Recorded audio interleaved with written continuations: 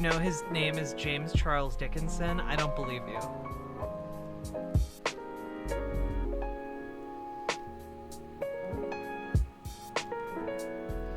Alright, so we're going to talk about James Charles.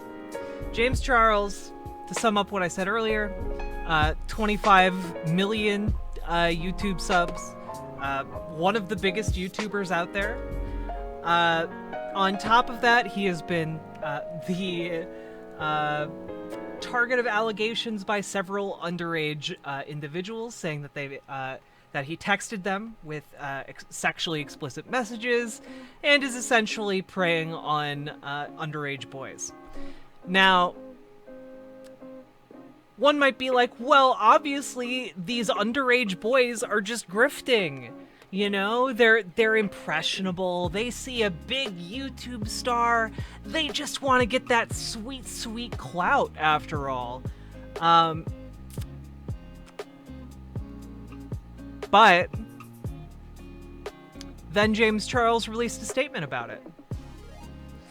Good night, Phoebe J. And let's just listen to what he had to say for himself. What's going on right now? It's a very quiet video. I will boost it as much as possible, but that is going to be difficult.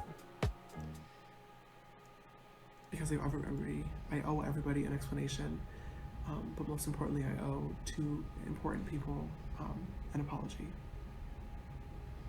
To Tati and James Westbrook, I'm sorry for everything that is going on and everything that I've put you through over the past few weeks. I met Tati and James almost 3 years ago now, when I was first coming into the industry and when I had no friends and nobody to talk to or look up to. And Tati very quickly took on a parental role with me because she knew my parents were across the country. And over the past few years of knowing her family, her and her husband have given me so much love and advice and opportunities and a place to stay and a shoulder to cry on at 3 a.m. and support when nobody else would or wanted to. And I'm so disappointed in myself that I ruined a relationship that did mean so much to me, even if I didn't do the best job of showing it all the time. And throughout all of this, what sucks the most is that I know there's nothing I can say or do to ever earn that friendship or trust back. But I don't blame them for it.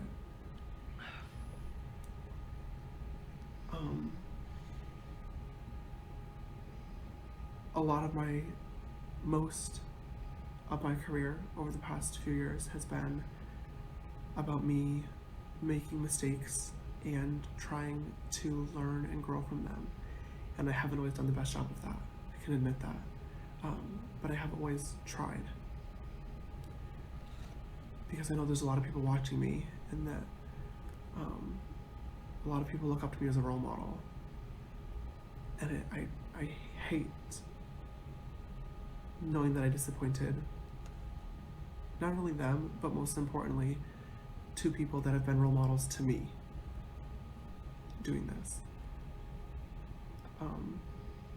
I wish that I could say this is the last time that I would make a mistake, but it won't be. I know that it'll disappoint people more and more as I continue to learn and grow every single day. I have a long way to go. Very long way to go.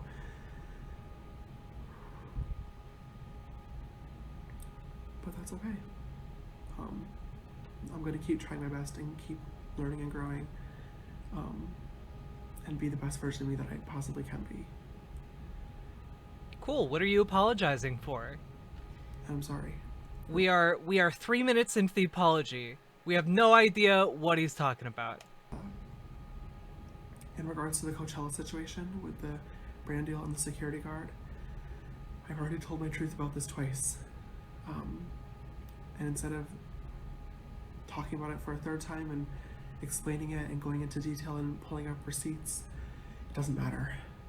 And I understand that no matter what I say or do, there are always going to be people that don't believe me and will think that I'm lying, and that's okay. At this point, the truth really does not matter. It's the feelings that do, and no matter what happened, I hurt two very, very important people.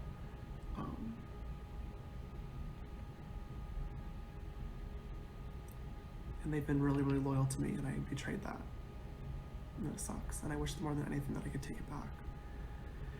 In regards to the boy situation, The boy situation. I'm sorry. We're 4.5 minutes in. What's the boy situation? I feel like that's a weird thing to call sexually exploiting a minor. I've been involved with a lot of very unique and strange situations that have left people confused or upset. And I've learned the hard way about ways that I can interact with boys that I'm interested in, and also ones that I should or shouldn't be talking to.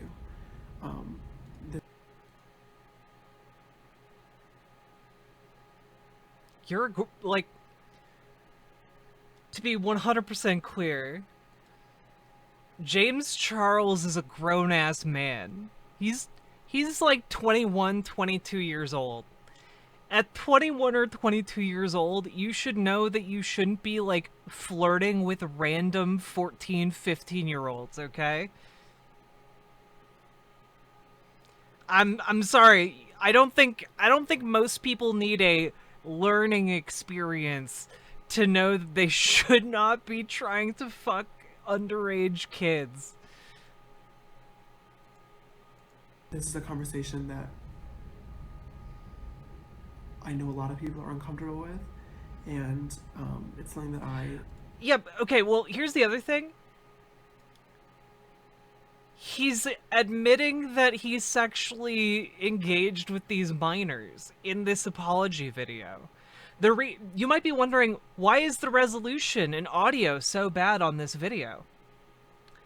It's because he later went on to delete this apology video. And so we're just catching up with where we are today.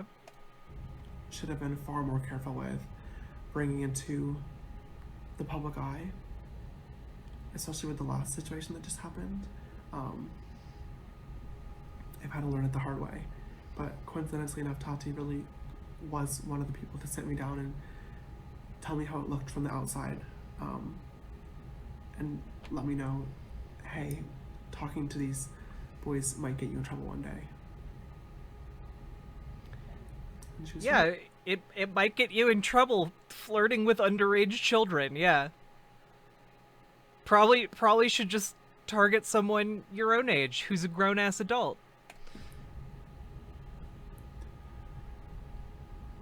In regards to my own mother,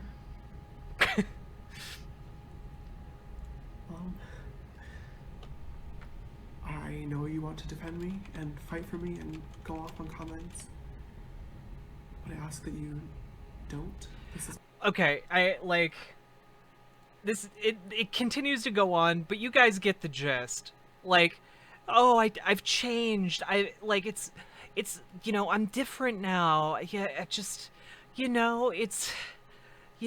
I've always tried to do my best. I'm sorry I disappointed Tati, but let's talk about the boy situation. I was just talking with these boys, and I learned that there are some boys I shouldn't interact with in certain ways, and some boys that I should interact with. And it's very difficult to know when you're an adult and they're an underage kid. Like, I just want to I know that real life isn't It's Always Sunny in Philadelphia, and yet this is how the apology comes off to me when I hear it. I didn't realize it was even a conversation. I always assumed we would be heavily involved. This is bad. We gotta definitely write a song about how we do not diddle kids. Do not diddle kids, it's no good diddling kids. There is no quicker way for people to think that you are diddling kids than by writing a song about it. You gotta write a song that says, ooh, I wouldn't do it with anybody younger than my daughter. No little kids, gotta be big, older than my wife, younger than my daughter, something like that. Don't write a song about that. No, I'm cloudy, I got a headache. Like, the entire apology is literally just, like, self-incriminating. It's just self-incriminating on, like, a level, like, it's hard to imagine. Which is, you know, it makes sense why they would, why James Charles would take down this, apology video.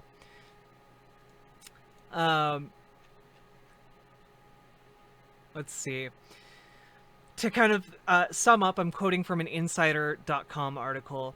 Over the past month, boys who said they were under 18 have alleged in social media posts that Charles, 21, solicited nude photos from them, sent them explicit photos, or sent sexually explicit messages. Let's see. Charles said that other accusers had lied to him about their ages and pretended to be adults. I trusted the information that was given to me rather than the information I could have and should have gotten myself, i.e., he assumed that they were adults, even though their social media profiles said that they were 15 and 14. Let's see.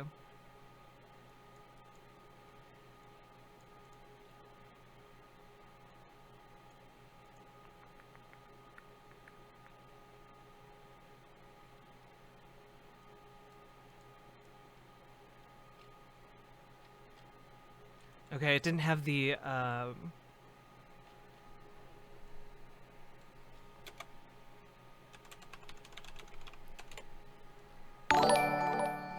Angel Dust, thank you for the raid.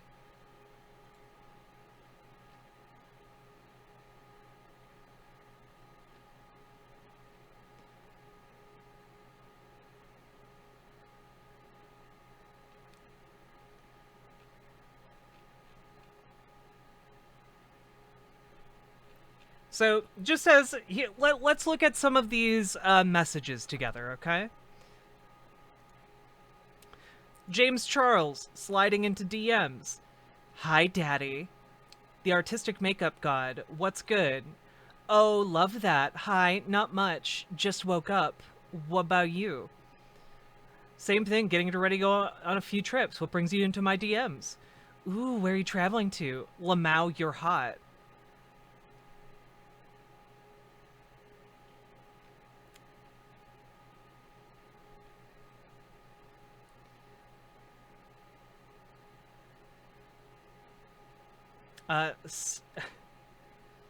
Slipping into James, Stephen Harrison, popular Instagrammer. Oh, wow, you're so hot. My wife is so hot. You could have just accepted the compliment. Ha ha ha ha. Have a lovely day.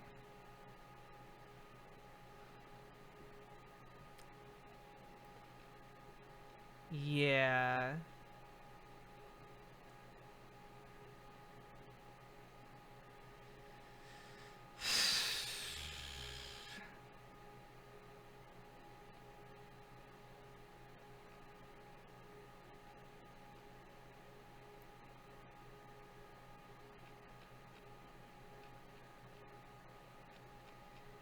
Why are men so cringed? I don't know. This is, weird as fuck.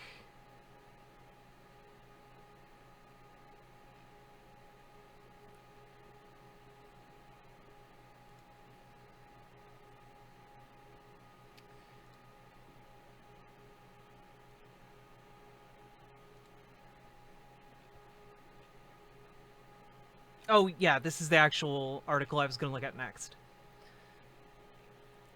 So, let's see.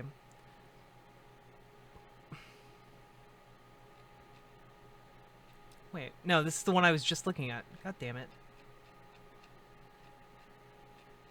Oh, I just didn't scroll down far enough. God damn it. Alright.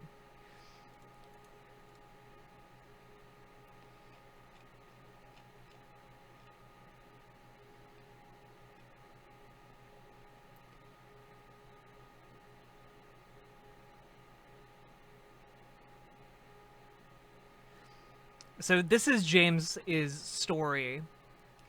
There's a video going around about me on TikTok and Twitter of a guy calling me a groomer, and I want to address it right away. The accusation that I have groomed this person is completely false.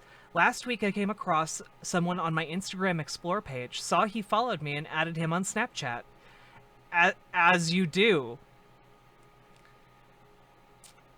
The next morning, I woke up to several snaps from this person. Being excited, I added him back, saying he loved me, and also lewd photos of himself in the shower. I asked how old he was right away, and he told me he was 18, so I started flirting back.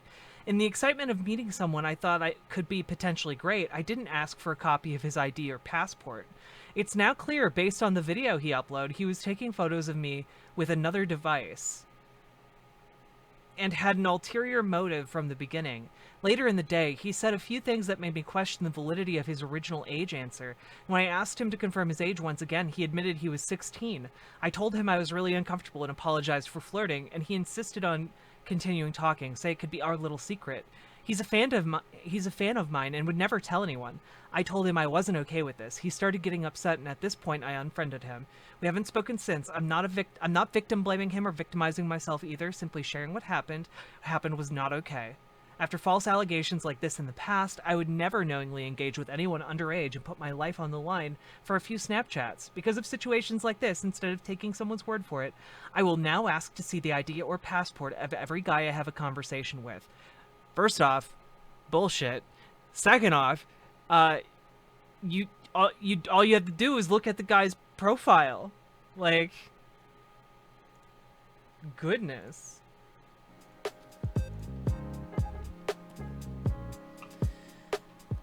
Let's see. So he's talking about a TikToker named Isaiah.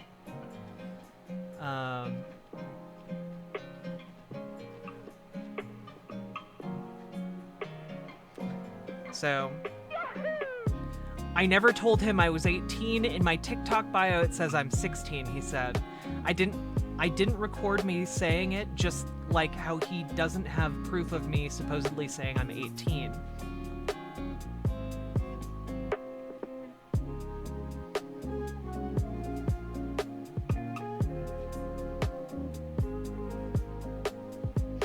In his video, Isaiah said he added Charles on Snapchat first and sent him a message expressing that he was a fan of Charles. He said he was excited to see Charles had opened his Snapchat messages because he's my biggest influence, influencer-wise, and I've always looked up to him. In part 2, Isaiah posted more of what he said were explicit photos Charles sent him, which he censored. I was getting really uncomfortable, so I told him my age. I told him I'm 16. He went on to say that Charles then repeatedly asked him for nude photos and to FaceTime him.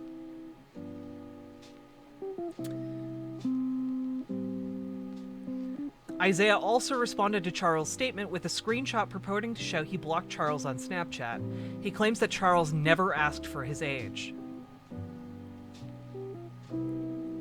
James, we both know I blocked you. You never asked my age. After I told you I was 16, you proceeded to ask me for nudes and said it didn't matter. You called me hot and said, I wish the timeline could speed up so you could be 18. Yeah.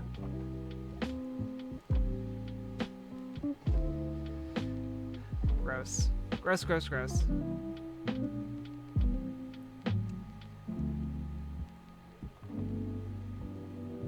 Isaiah also posted a screen recording of a voice memo he says he sent a friend while he was talking to Charles. For those who don't believe the age thing, this was me messaging my BSF, who I told at the time about it. He was asking for me to send him pictures of my body right after me telling him I'm 16. Hope this clears things up. man.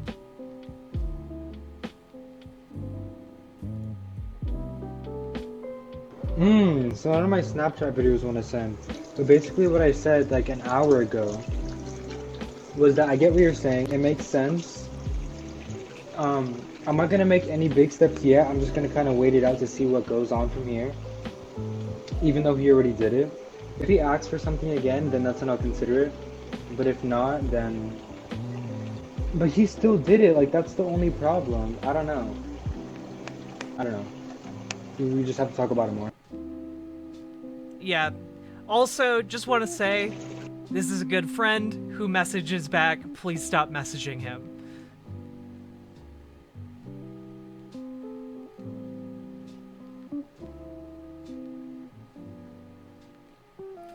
So, that's just one of the examples here. Now,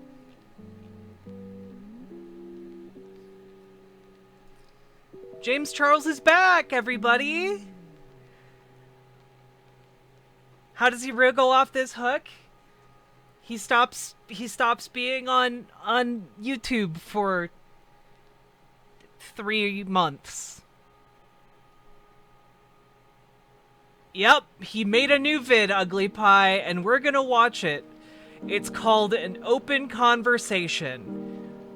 And I just want y'all to know that in addition to the one story we covered, there are like 5 more underage boys who claim that this man sexually messaged them and tried to get them to engage with him sexually. So let's see what he's gonna do to try and save his career now that he has been outed and that he himself admits to being someone who screwed up by sexually messaging underage children. Hi sisters, James Charles here and welcome back to my YouTube channel.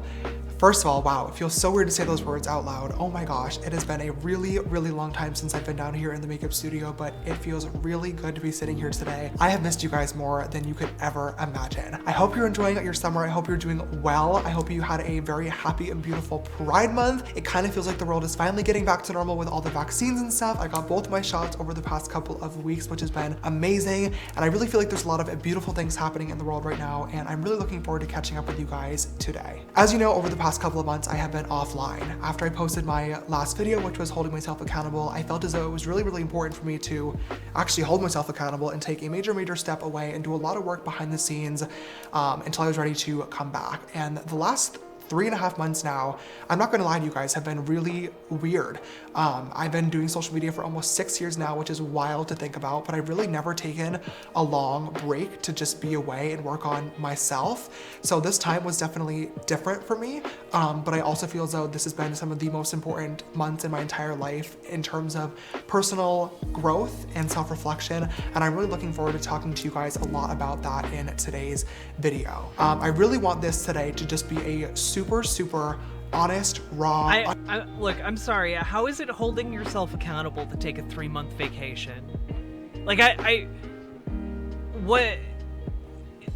If you're gonna be saying like I'm holding myself accountable, like, I don't know. Maybe come with like some receipts. Be like, hey, I went to see like a therapist, like in depth to get help, or like, hey, I'm going to donate half my money to like this sexual abuse charity, like something.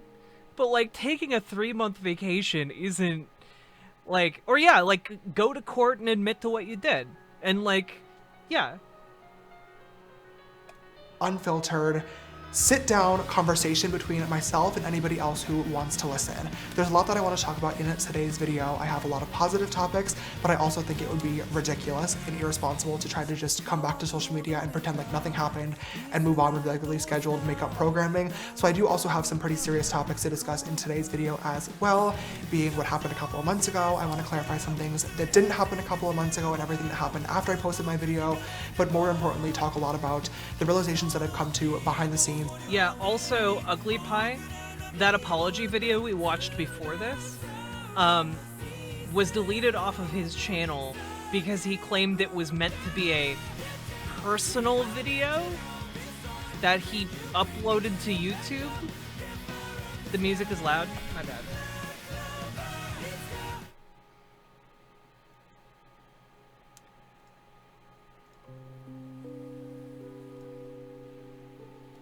The conversations that I've been having with myself, my friends, my family, peers, business colleagues, and professionals to really come to terms with a lot of different issues that I have been ignoring for quite a while now. And once again, just talk a lot about the growth and hopefully be able to not move on from the situation, because I don't think that that's the appropriate language to use, but hopefully move forward. And I really hope that you guys will choose to join me in this conversation. For today's I'm upset that I think he's pretty, but he should also go to jail.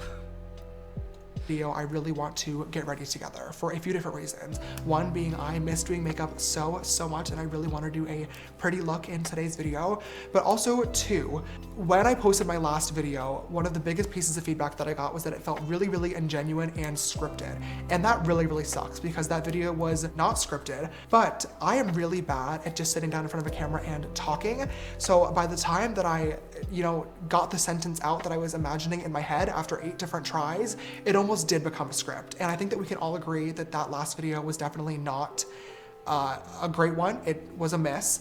And that really sucks, because that video was super important. It was obviously really embarrassing to talk about that in front of the entire world, but I really wanted to apologize to the people affected and also hold myself accountable for the role that I did play. And I feel like a lot of the points and a lot of what I was trying to talk about in that video got overshadowed by the tone and the delivery. And I really don't want that to be the case with today's video. I do recognize that a chit chat get ready with me might not feel like the most appropriate format for a serious conversation. I hear you 1,000,000%. For me, makeup is like my art form, it's my therapy, it helps me calm down and reduce my anxiety. So my goal is to hopefully be able to create a beautiful look by the end of this video while also having a really serious conversation with you guys that I think is He's gonna do makeup while talking about how he sexually interacted with children? God, this is so gross. This is gross. Important, so my brain won't be too distracted and running 1,000,000 miles an hour and tripping me up over my words. I hope that makes sense. I don't want to undermine the severity of the topics in any way, shape, or form. I think this will be the best way to go about just talking about a lot of different things together. And that being said, I think we should just go ahead and get started. Bro, no. No. No. You don't do a makeup video while you're talking about these allegations. Talking about my predation of underage boys. Ooh woo. Like what? This is making my stomach churn. All right, you guys, so I'm just gonna get started on my makeup routine. This is definitely not gonna be a tutorial. Like I said, I do wanna have a conversation throughout the video today. And I definitely think the first topic that I wanna talk about is just going over, once again, everything that happened a couple of months ago and clarifying a lot of stuff that's happened after I posted my last video and what people have been saying, answering some questions, and talking about the growth and everything that I've been working on for the past couple of months behind the scenes. As you guys know, I posted my Holding Myself Accountable video, and in that video talked about how basically 2 guys had come forward with stories on social media about how I had inappropriate contact with them when they were under the age of 18. Now, when this was all going on, my first reaction was to be super upset, because I did mention in that video that they had lied to me about their age and that I absolutely did not groom them. And my first reaction was to post a no more lies style video, debunking everything and fighting back and everything. And then I really had to sit down and reflect and look back at myself and my actions and things that had happened, and I really realized that at the end of the day, as the adult and the person with the platform, it was 1000% my responsibility to be doing my due diligence and checking into the people that I was speaking to, and I failed to do that. And that really sucks, and that's why I uploaded that video, because I felt as though it was really important for me to hold myself accountable, give people an explanation as to what went down, and most importantly, apologize to the people that were actually affected by my actions. One of the So, just as to talk about this a little bit more, Ethan Klein of HeHe has been involved in this, kind of covering it throughout the entire thing. Ethan, you'll recognize, made some headlines earlier this month by for the oh my god, Sam Cedar, what a fucking nightmare.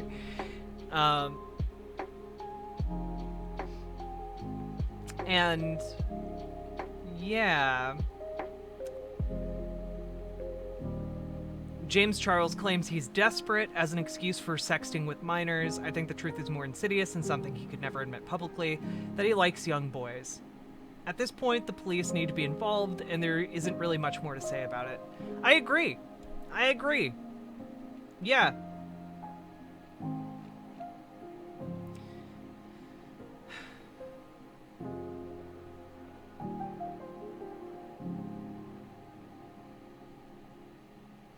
Shawn Mendes went on Instagram Live in 2018 to show off his juggling abilities. Charles commented on the live stream writing, "Can you juggle me like that?" Pretty soon afterwards, Mendes ended the live stream. Fans speculated that Mendes ended it because Charles's comments made him uncomfortable. Yeah. Charles did apologize. While discussing his sexuality, he made a transphobic comment. Let's see.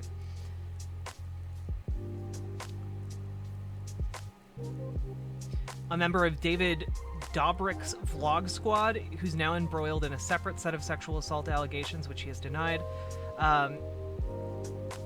Charles received backlash for transphobic comments he made during the video. He identified himself as a 5.5 on the Kinsey scale, explaining that he's been attracted to girls and trans guys, which many interpreted as a statement that trans men aren't men. He wanted to discuss his experiences hooking up with men who identify as straight, which would pop up again a month later. Charles apologized later.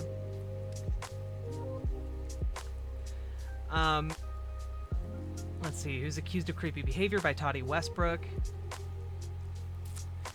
In May of 2019, Westbrook shared a now deleted video titled Bye Sister, a reference to Charles's signature video intro, Hi Sisters, in which she very publicly ended her friendship with Charles, who she'd previously considered a mentee and had collaborated with on many occasions. The friendship breakup was prompted by a gummy vitamin scandal. Yes, really. But Westbrook also went on to make some sexual misconduct allegations against Charles. She alleged in her video that Charles regularly goes after straight men with the intention of manipulating their sexuality. You tried to trick a straight man into thinking he's gay, yet again, and somehow you're the victim, she said. You're using your fame, your power, and your money to play with people's emotions. Westbrook then recounted a birthday dinner in Seattle attended by Charles, where she said he had made sexual comments about a waiter and joked that the waiter's sexuality didn't matter because I'm a celebrity. The waiter in question, who Westbrook had mentioned anonymously, made his own now-deleted video telling the story from his perspective, saying that he had reached out to Charles because he was bi-curious at the time, and that after he realized he was straight and said so, Charles told him in messages that he wasn't. Geez. This is a lot of shit. Jeffree Star stuff. Then the underage stuff. Tony Lopez was accused of sexual assault in a lawsuit. In a statement to Teen Vogue, he denied the accusations via a representative, saying in part the allegations are not true at all. Never sent nudes to these women, didn't ask for the pictures they sent me either. Let's see. Oh wait, that's when Charles began facing criticisms? Okay.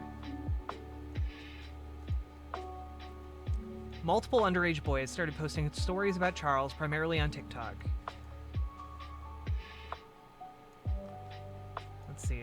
Isaiah, which we covered earlier. Then on February 27th, a 17-year-old boy accused Charles of flirting with him even after he said he was 17, and another fan accused him. I guess we can maybe look at these. Yeah, who could have seen this coming? James Charles accused by a second underage boy of allegedly having inappropriate interactions. While a 17-year-old said nothing sexual happened, he alleges James allegedly continued to flirt with him after he told him he was 17. In the video, I introduced myself and said I was 17. In the photo he sent, he continued to flirt and said he thought I was a catfish and that I was cute. It never got sexual, just wanted to put this out, as many guys have had similar experiences with him.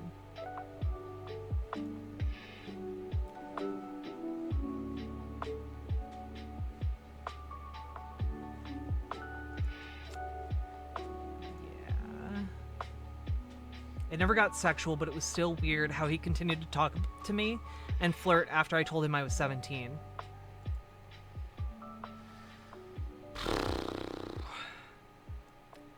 Another fan accused him of sending manipulative, aggressively sexual messages in 2019.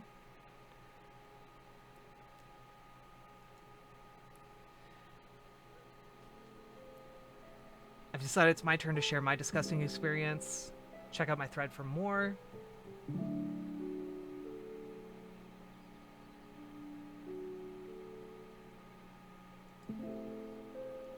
Oh, I didn't think you were real, lol. Well, now you know I am. Haha. Want to talk on Snap? More safe and easier than the DMs. We'll just go with the flow, you know? Send another video here introducing yourself first. Alright. Yeah. That's wild. So basically we started talking for a little, and he was actually a very nice person the first few days. He told me he wasn't looking for anything, but he started calling me daddy and babe.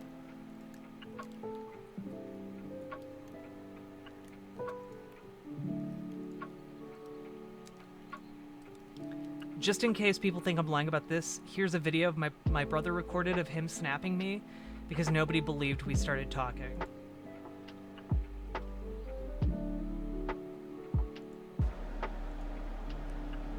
Ew.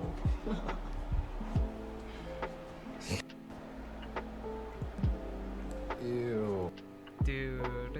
Dude. After he messaged me, here's him spamming me, trying to video call me. He was begging me to do disgusting things for him in the video call. Dude.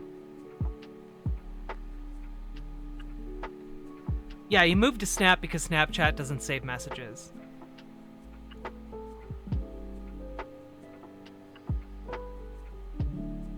He even screenshotted my photos without my permission and gave me attitude when I didn't do what he wanted.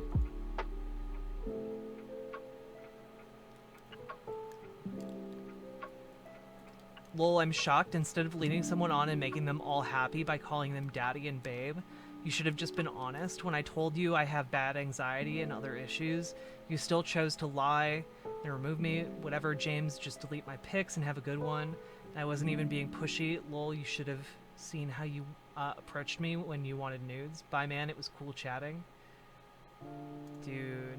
Dude!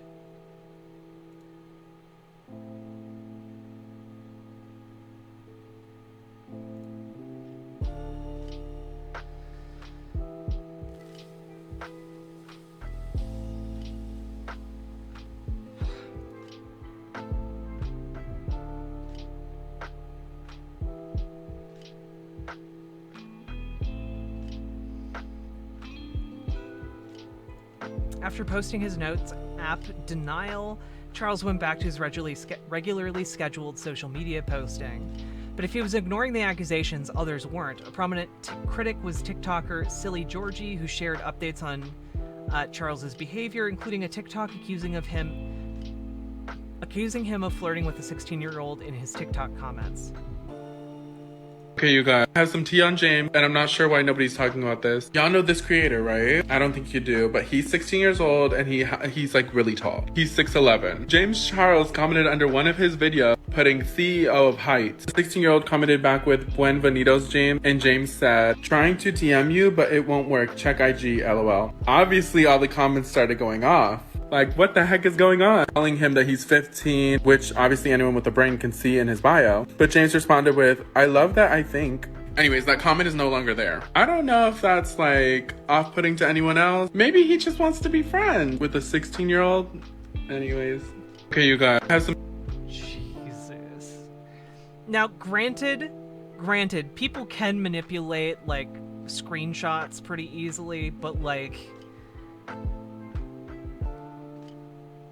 I don't know if that's happening here.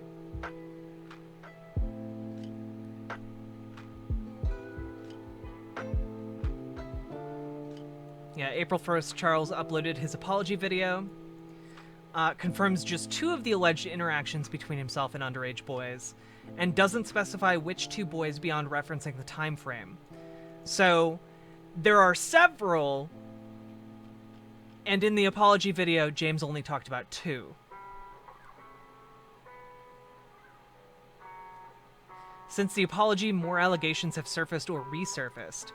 More than 15 people have come forward to accuse him of inappropriate sexual advances and or grooming.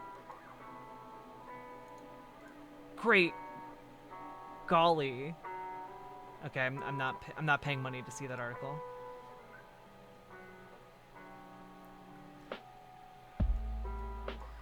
Including a resurfacing of a comment he made asking then 15-year-old influencer Weston Corey whether he shaves his legs. Ew.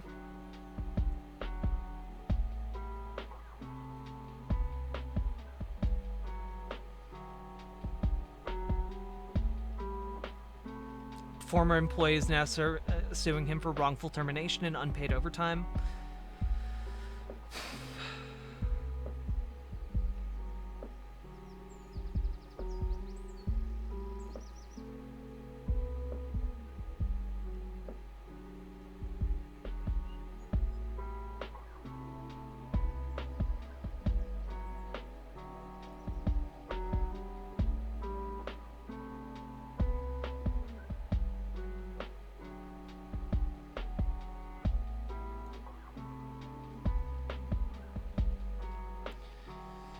All right, well, let's watch him do his makeup and talk about how he didn't diddle kids.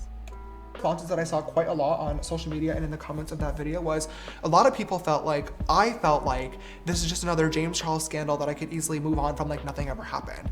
And I really feel as though it's important for me to just address right away that that is absolutely not the case in any way, shape, or form, and that could not be further from the truth. First of all, I feel like calling this a scandal in the first place is just not an appropriate word to be using with this situation. There's no denying that I've been in my fair share of scandals online, but using that word with this situation just feels really, really wrong. And it really feels like it's making light of what actually happened, and I don't want to do that. I definitely have not been taking this lightly. If I thought that this was just some stupid scandal that I can move on from, I would not have uploaded my last video. What? Ugly Pie, why?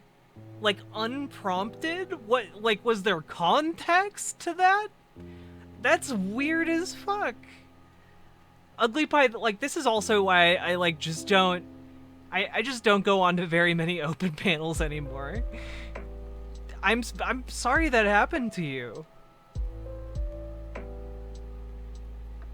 Like, jeez. Why are men weird like this? Why? Men. Do better, please.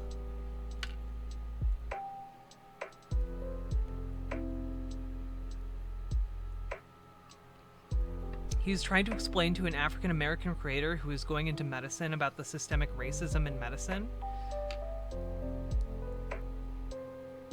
That I'm only further confused by the context. It was trying to bring up the father of gynecology.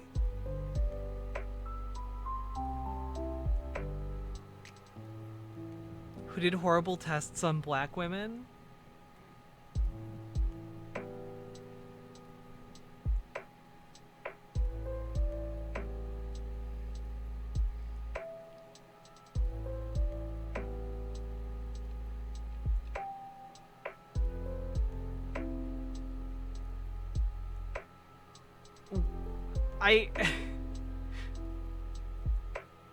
I don't understand, and I'm sorry.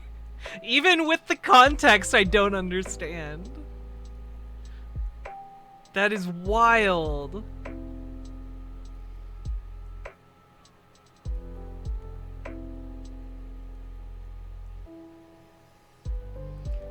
I disavow, yeah. Whew. At least he got literal weird champ reactions from people. And it wasn't just like people leaving you out in the open to deal with that yourself. Just like a lot of these.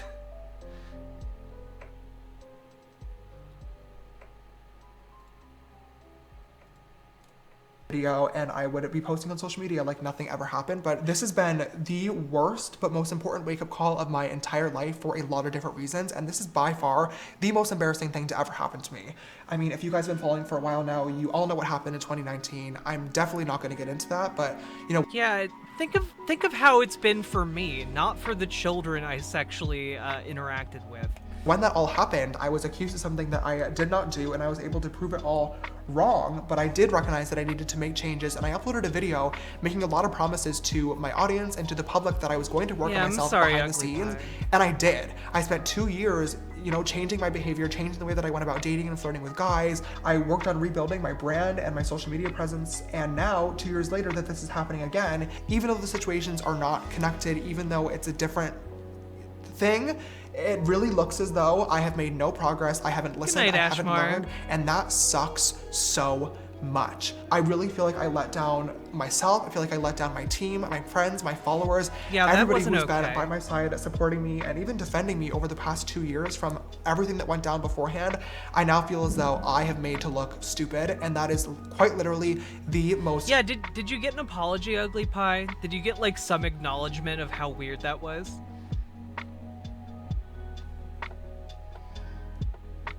Yeah, like I also don't get like this James Charles approach. Like, yeah, I totally rebuilt my brand. We don't care about your brand. We care about whether or not you're diddling kids. I'm so sorry, Ugly Pie.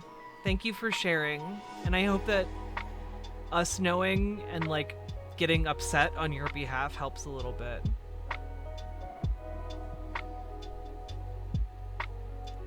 Crushing, embarrassing feeling in the entire world. And I said it in my last video, but I will say it again to everybody close to me, to all my friends, my family, my fans.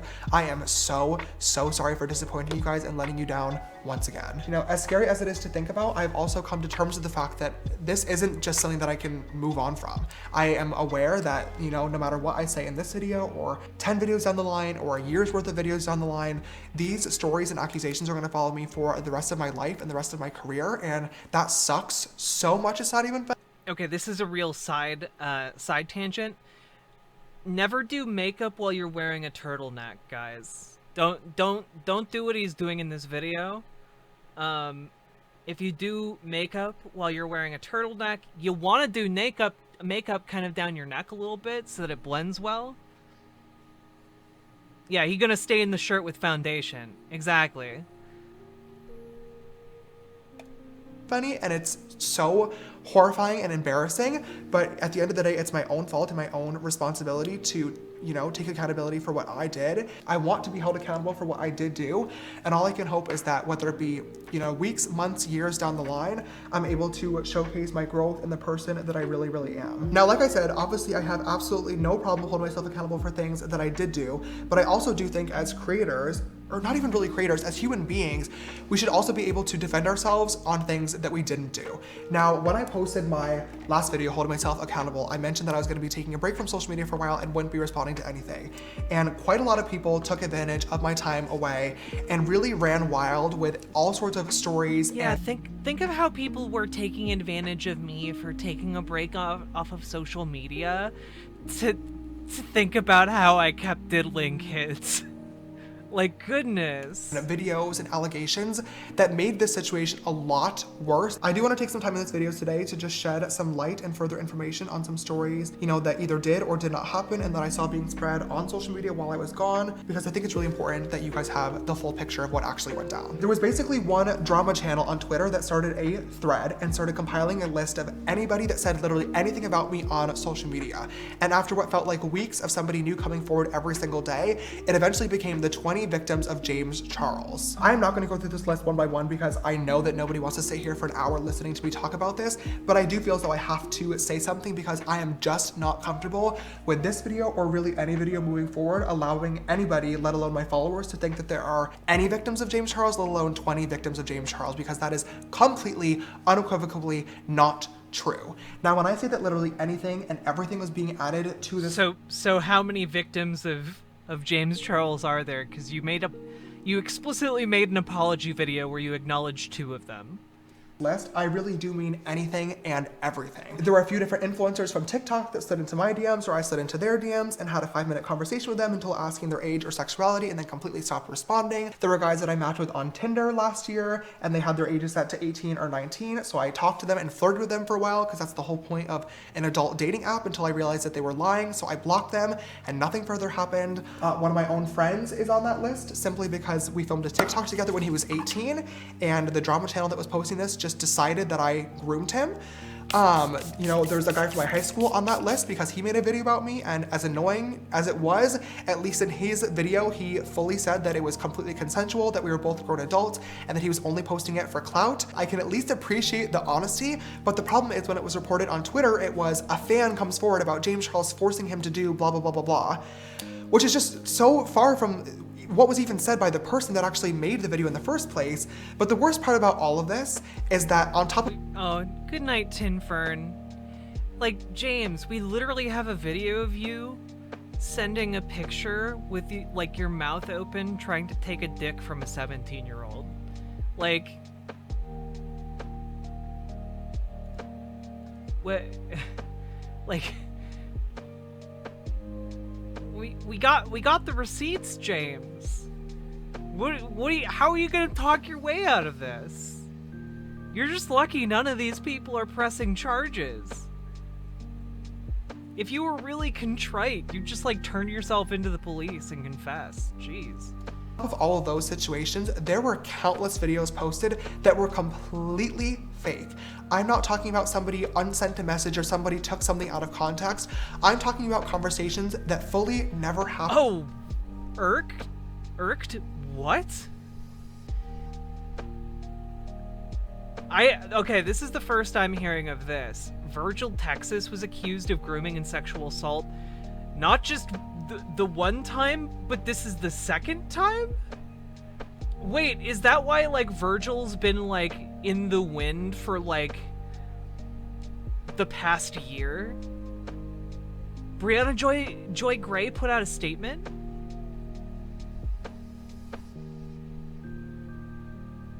What?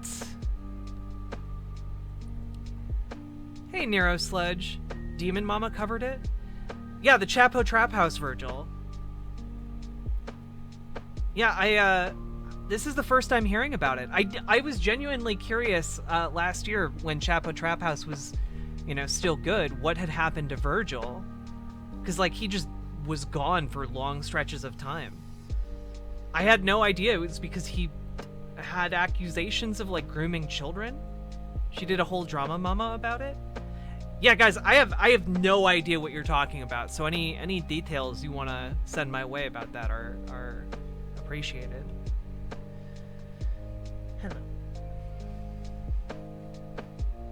Hello. Oh, Ugly Pie, you whisper it to me. Yeah, this is all news to me too.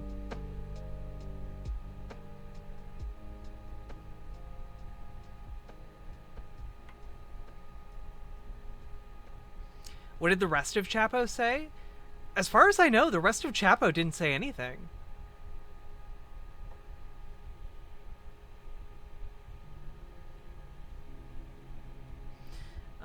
But also, I haven't been paying very close attention to Chapo or the Brianna Joy Gray thing.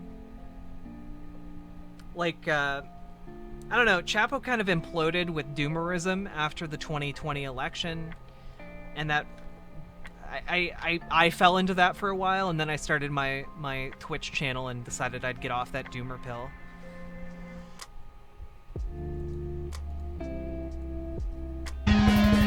Oh no, this is an hour and a half. Okay, I'll watch this on my own time. Thank you for the whisper, Ugly Pie. I'll watch this later while I play video games.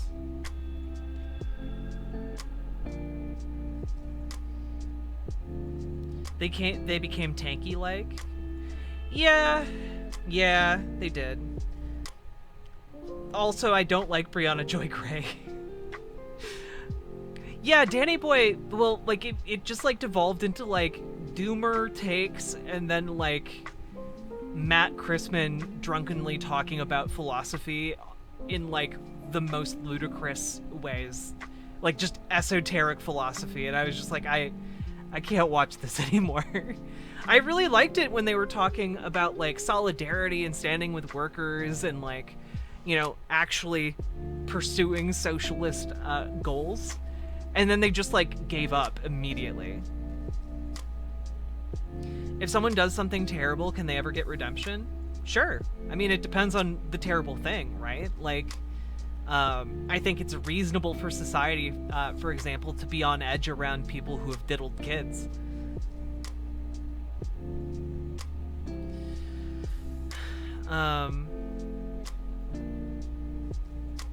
I do like Matt Christman's takes on like history. But I suppose if you're gonna listen to a history podcast, listen to like Behind the Bastards and like It Could Happen Here. Like those, I think those podcasts are way better.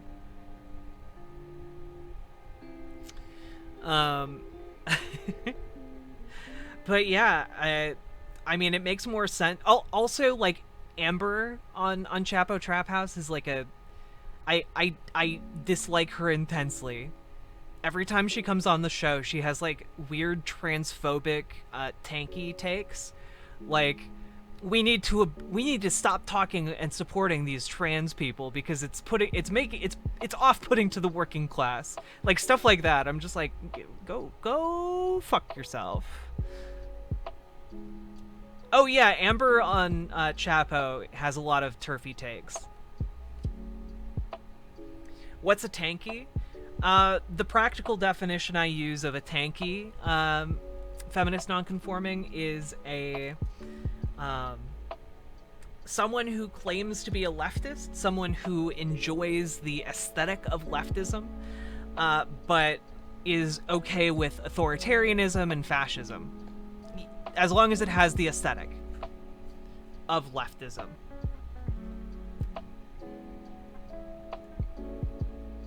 Also, I think there's a place for, like, the dirtbag left. It's just, like, I enjoyed Chapo when they were, like, dunking on people who needed to be dunked on and, like, offering tangible ways that we can improve society. And then they just stopped. They just stopped doing that. They were just like, fuck it. Everything's bad forever, I guess. Yeah, Chapo's not the dirtbag left anymore.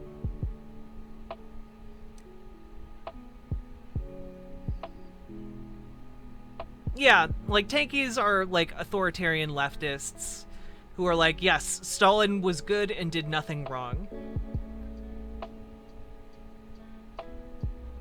I'm a good DB lefty? Wait, am I a dirtbag lefty? Am I your gentle ramp into the dirtbag left? I think I appreciate that. What is the dirtbag left? Feminist nonconforming, the dirtbag left, to my understanding, is like lefties who are just kind of like, you know, they're not clean. They're not clean cut. They're raw. They just kind of speak their minds, which can lead them to saying like things that might be perceived as like insensitive, I guess. Am I a dirtbag? Entrama, you're too much of a nerd to be a dirtbag. Like, Vosh could be considered, like, dirtbag left. Who would I consider, like, dirtbag left? I don't know. It's kind of a nebulous concept. Dirtbag left to Spooky has, like, connotations of, like, misogyny and transphobia. Okay, then maybe not Vosh then, and maybe not me. Because I don't, like, I don't think either of them are misogynist or transphobic.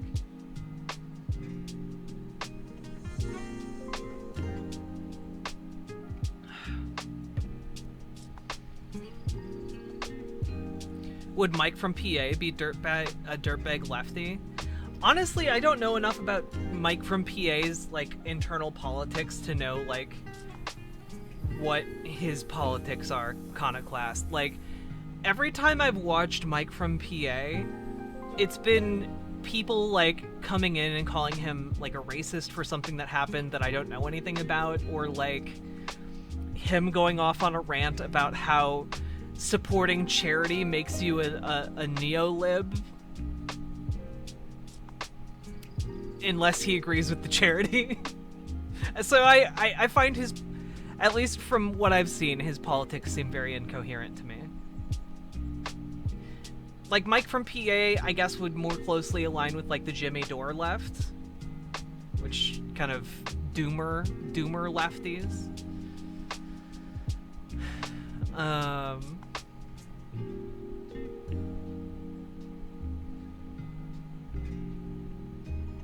Oh, okay, yeah. Tiz, that's true. I am not afraid to say fuck you, your ideas are bad. Yeah. That's true. That's true. I will say that. Jimmy Dore is nasty as fuck. Jimmy Dore, the kind of man who will just brag to a room full of people that he sexually harassed his colleagues. What's a tiff? I don't know what a tiff is. That reminds me of a time when someone attacked Vosh for having a large audience. Oh yeah, you can't be a leftist because a lot of people watch you.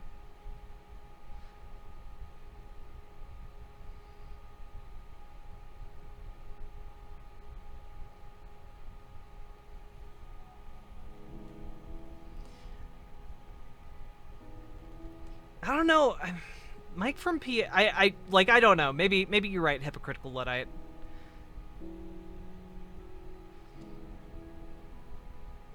Oh, trans-identified female? I don't even know what that means. Alright. I can never forget this before a debate ended. You're fat, Vosh. Checkmate, liberal.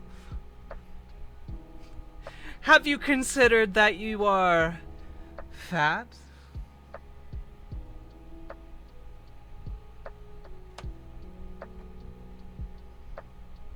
Yeah, class reductionism is pretty cringe. As was Brianna Joy Gray, like, trying to get Chomsky to admit that voting is bad. Like what? That debate was cringe. Hey, iMyth. Yeah, you're fat. Argument explodes. You win. Yeah, Ugly Pie. Did you not see that?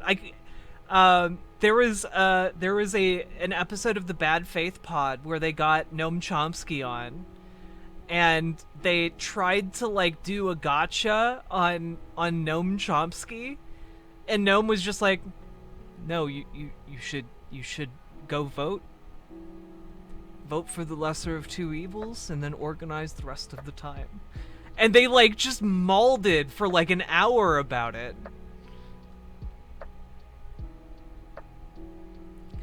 Yeah, like, it was really embarrassing, Ugly Pie. And that's when I lost my respect for Brianna Joy Gray. Except he said it at 1/4 speed.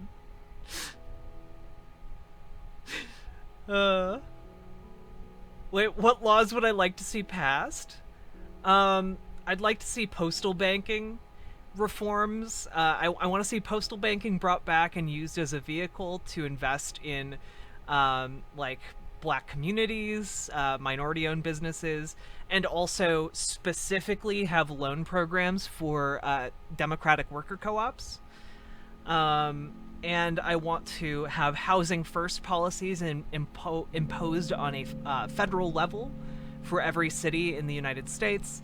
I want I want a federal food program that ensures that everyone has access to basic food stuff and doesn't starve to death. I want a program that ensures that I want the nationalization of the electrical grid. Mostly because there's no benefits for having private electrical grids. Like, none. every year the private electrical grid in California causes like 10,000 wildfires. Yeah, so let's nationalize the electrical grid, nationalize water infrastructure, and make it so that everyone has access to like electricity and everyone has access to water. And also, by nationalizing the electrical grid, that will, I think, give us a lot more infrastructure to work with when we're talking about internet. And we should also have some, maybe not nationalized internet. I think that would be a bad idea, but some system whereby I think we need to nationalize the infrastructure for internet. Meaning that the government would come in and build the infrastructure, as opposed to right now where like internet service providers just kind of build willy-nilly. And also like just take government money like crazy. Like, did you guys know that like T-Mobile and AT&T got like $3 trillion to build high-speed internet across the entire United States, and they only did 1/3 of the job? Like, if we're gonna do that anyway, let's just have the government build it and not spend it on private companies. So yeah, decriminalize drugs. Let's end the war on drugs. Let's by decriminalizing drugs, we can get rid of. I think we should release all nonviolent drug offenders immediately from our prison system. Hey, Exiliax, welcome. Thank you for the raid. Welcome, raiders. We are just talking about a lot of politics, and my chat wanted to know what kind of laws I would pass if I were a dictator. Welcome, raiders. I actually initially read the raid as being 22 people, but I realize now that that is a 3-digit number. Welcome, raiders. My name is Riverboat Jack. If you're not familiar with my content, I am a socialist political streamer here on Twitch, and I talk about socialism and decommodification and improving the world via democratic ownership of the means of production. Oh yeah, overturning Citizens United would be another good one. Raiders, we love you. Yeah, also, Raiders, please click the little picture of me below stream so that I get credit for your lovely, lovely eyeballs. And we are in the middle of a partner push, so do consider hitting that follow button. I would very much appreciate it. Defcon J, thank you for the follow. And also, Raiders, you can use channel points to make me do sounds, so I apologize in advance. This is for you, Axed Eddie. Daddy. When can I Marx pill you? So here's the thing. I'm already essentially Marx pilled. I describe myself as a libertarian socialist. I just have much better coherent arguments for first steps and for like first step goals than I do for second and third step goals, if that makes sense. Like, I think the adoption of like worker ownership of the means of production and decommodification would so greatly transform our society that I don't think I have coherent arguments for how we should take a step after we achieve those goals. So I just argue for the first step, and once we achieve those, then I'm willing to look at the second step. And I think communism is a pretty poggers idea. I like the idea of living in a stateless, classless, moneyless society, and I think that would be pretty poggers to like make happen.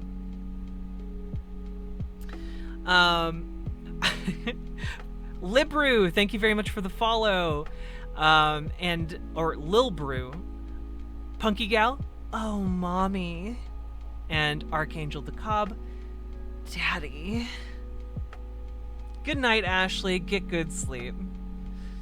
Give Jack your money, please.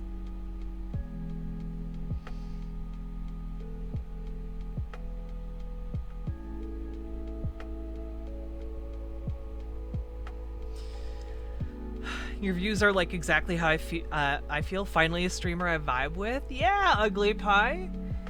Like, I agree with communism on paper. I just don't know how, like, we would structure society to make that work at the moment. But I do know how we could structure society to make socialism work in the United States, and I think that would be a fantastic first step. Yeah, you punish me for getting raids. Armor and Quills! Hello! I feel like I need to use the Trinity. Yeah. 5 Methoxy. Thank you very much for the follow.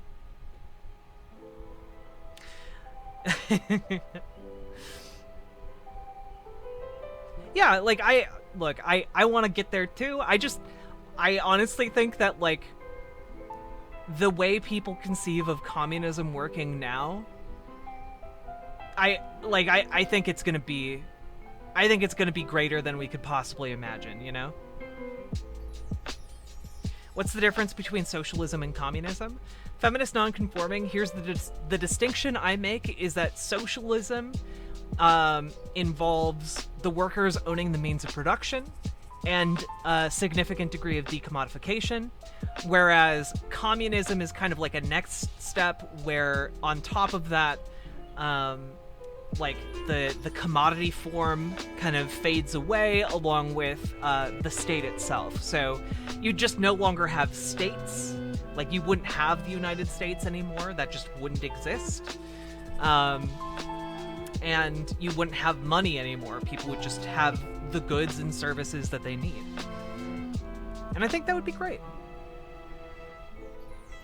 But also, like, it's hard for me to even conceive of what that world would be like, you know?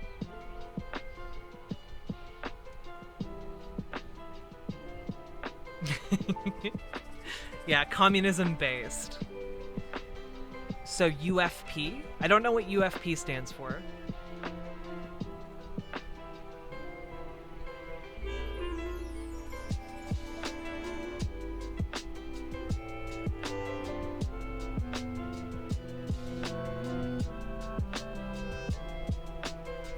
United Federation of Planets. Yeah, I mean, something along the lines of like a Star Trek society almost. Is there an upcoming discussion panel on political policies that sounds interesting to you? Like, I mean, it depends. I'm interested in a lot of different discussions. Earlier today, I was watching a debate panel on imperialism, hosted over on Hans of Harkir's channel. That was pretty interesting to watch. I'm planning to watch a debate on, like, critical race theory, which should be interesting.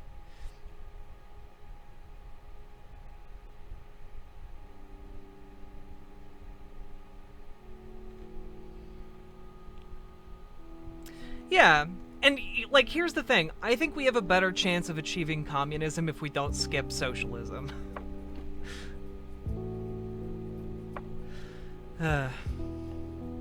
We need to copy North Korea for communism. No! No! No!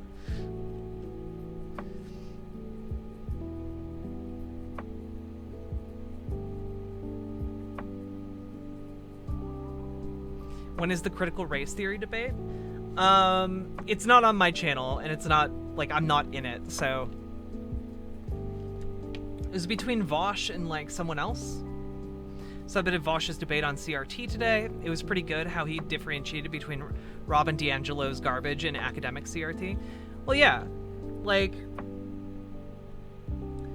The wide conception of critical race theory is that you should feel guilty for being white, and that's not what it's supposed to be at all. It's about explaining power structures, not making you feel guilty. Like, why is CRT controversial? Feminist nonconforming, CRT is controversial because Republicans and conservatives have latched onto it to basically say that the left wants white people to feel guilty for being white, when the purpose of CRT is merely to discuss how the social divide between, like, different racial groups functions. That the entire purpose of CRT is just to describe things that already go on in society, not to make people feel guilty. It's so we can it's so we can describe and enunciate the problem so that we can then do something about it. In order to do something about a problem, we need to first be able to diagnose the problem, and that's what CRT allows us to do. Let's see. 10-minute lungs! Well, I hope you have more lungs than last 10 minutes. But if this is the very first thing you did upon getting your lungs, thank you for the follow.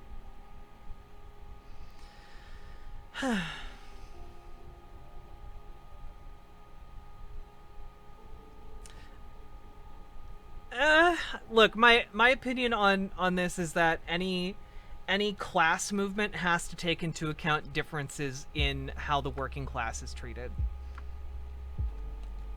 Like, if you want a successful class movement, and I think you need to be able to address and speak to those concerns.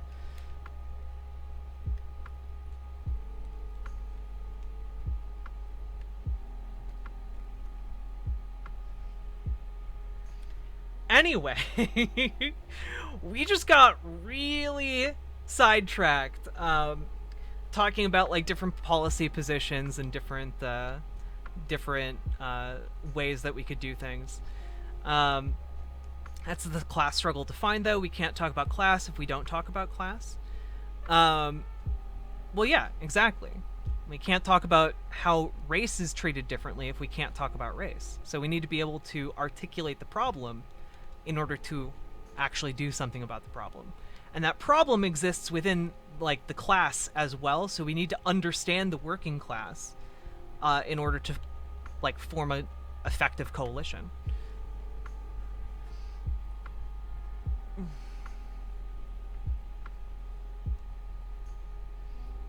Yeah, exactly, Ugly Pie.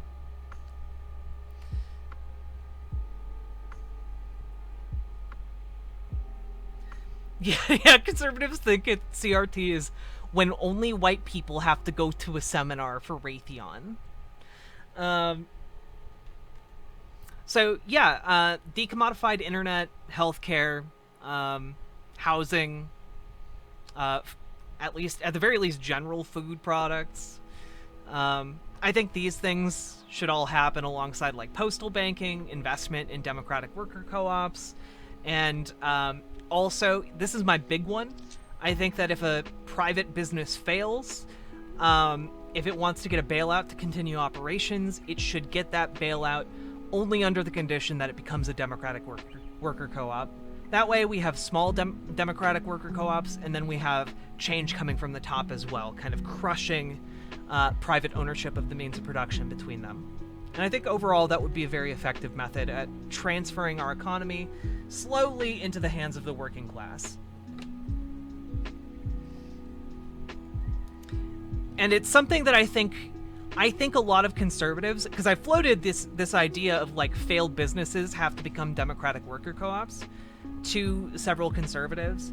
I think it's something that a lot of conservatives can vibe with, because the private owners have proven themselves to be inept at running the business, and who knows how to run the business better than the workers who work there.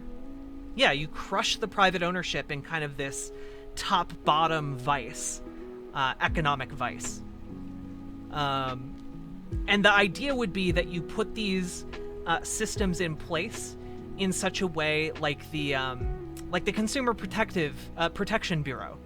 You put these policies in place so that they cannot be easily undone after they have been put in place. So that regardless of who's in power after you, the vice just continues to clench down. Because I think, and the data backs this up, that democratic ownership, the workers owning their own businesses, is overall more successful than private businesses and the way they exploit their workers.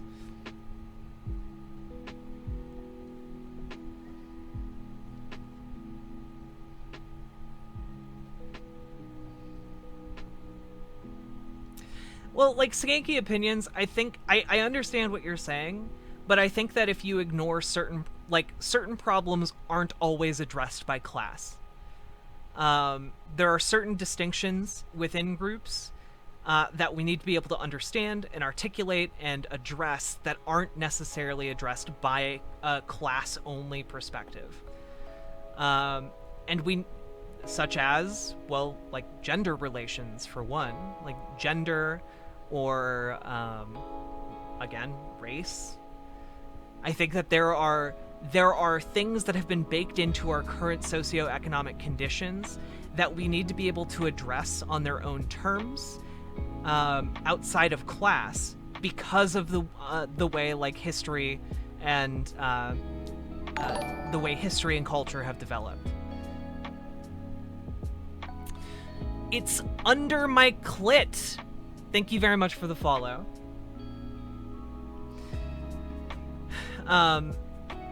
Like, they can all have... I agree that a lot of these things have class origins, but to act as if that is all they are now, I think is oversimplifying the problem.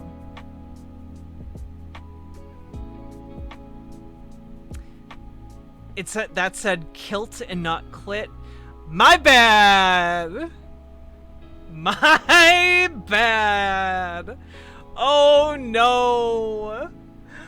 Oh no! Oh no! No! My brain is in the gutter. It was Jack who was horny on main the whole time. Oh no!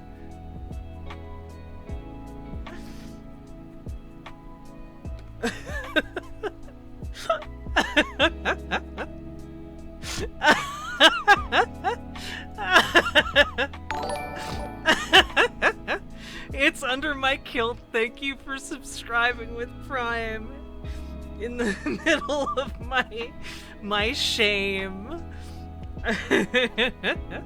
Thank you so much. Oh gosh, my dog's right here. Hello, baby. Yes, I'm laughing. I was laughing. What's this? Look at, those are all the people looking at you. Is that a doodle? It is. This is my golden doodle Samus. Named after Samus Aran from Metroid. She's scared of fireworks, so she's hiding in my room today. Beautiful baby. Yeah, they think you're pretty. Are you a pretty puppy?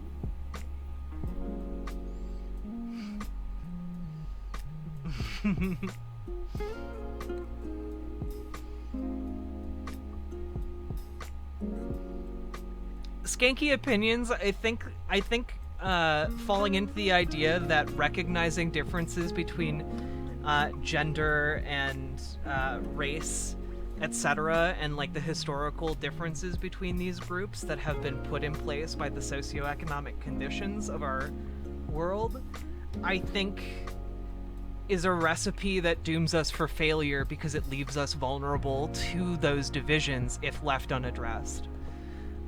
So that's why I argue that we address it. We address it by having conversations about it.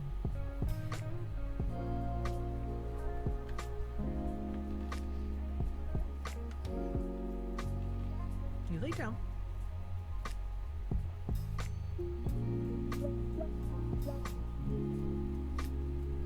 Isn't Samus a man?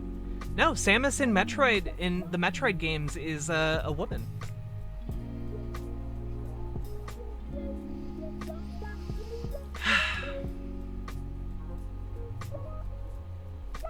Samus is a queen. I agree.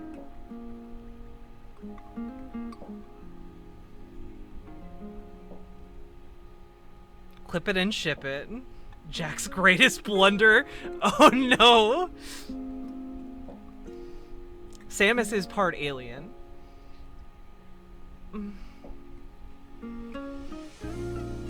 Yeah, exactly, Mithril Mist. My bad. I might not be wording it perfectly. Nero Sledge. Yeah, in the Metroid lore, Samus Aran it has in her DNA the last remnants of the Kozo, or the Chozo, I've never known how to pronounce that, race. a race of alien bird people who raised her from birth and turned her into a bounty hunter with a suit of power armor. Chozo? Okay. Wishes trans woman. She's trans woman, just like Burdette.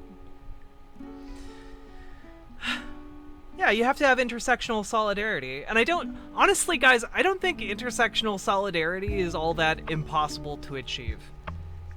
Being able to understand, like, what a trans person is and that you have solidarity with them, I don't think is an impossible thing. The same way recognizing, like, the historical repression of, like, African Americans is not something that, like, prevents white people from standing alongside black people when it comes to being workers in the working class. Treating these things as hurdles rather than things that, like, understandings that can bring us closer together, I think is a mistake.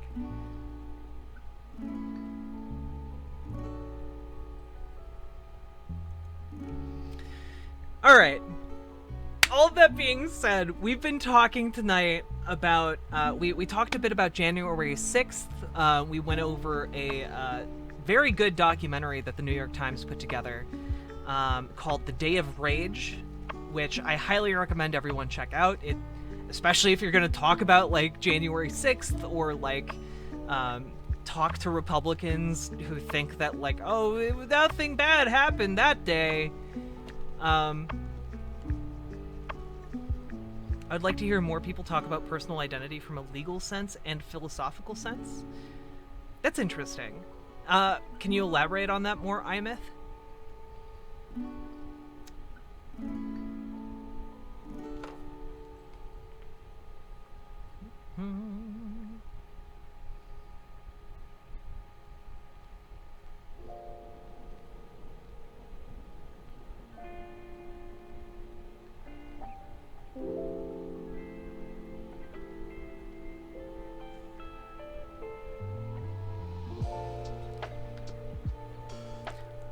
I personally identify as a hot girl, philosophically, of course. Hey, Athena. Alright. So, for those of you who are unaware with about James Charles, we've started this conversation a few times on this channel, okay? Tonight. But since we got a big raid, I'm gonna recap real quick. James Charles is a beauty YouTuber with 25 million subscribers, which that's a lot of subscribers. Bigger than most political or any political commentator that I've talked about on this channel. And recently they have been accused of essentially sexting underage boys. Not just by one person or two people or three people. There are a total of 15 allegations currently. And we've been talking about it because James Charles just put out a new video, and we've been watching it. It's a video in which he puts on makeup and talks about how he is the victim in all of this, despite putting out an earlier video admitting to at least 2 counts of sexting underage kids. So, let's just keep going to see how deep this guy's digging his hole. That were edited from beginning to end. Now, to be fair, there were several other drama channels and even news outlets and reporters that were calling out this person for knowingly posting fake stories and information time and time and time again, and I am really, really appreciative of that. But the problem is, we are such a headline-driven society that people don't see that information being corrected or, you know, being taken down. All they see is that initial headline, which literally said the 20 victims of James Charles, and that's the information that sticks with them. When more and more things were being added to this list, the one response that I saw over and over and over again was that there's a pattern here. You know, James keeps saying that he's the— Also, we literally watched a video on this where the 17-year-old he was sexting, like, had his brother film his phone with a picture of James Charles, like, with open mouth, like, mouth dick ready for this 17-year-old, okay? Like, the evidence against this guy is overwhelming. He like posts comments on like 15-year-olds like videos asking about their legs and how tall they are and calling them daddy. Hey Dithron. Master Duck Slimes Normies, thank you for the follow.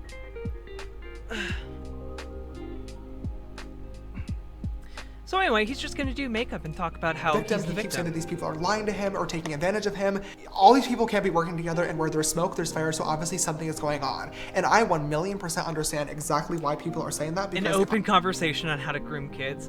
Yeah, it's pretty gross. It's pretty gross, Master Duck Slimes Normies. I was on the outside, I'd be saying the same exact thing. It looks so suspicious. I kept thinking, like, why does this keep happening to me? What am I doing wrong? Why can't I just find somebody who likes me for me?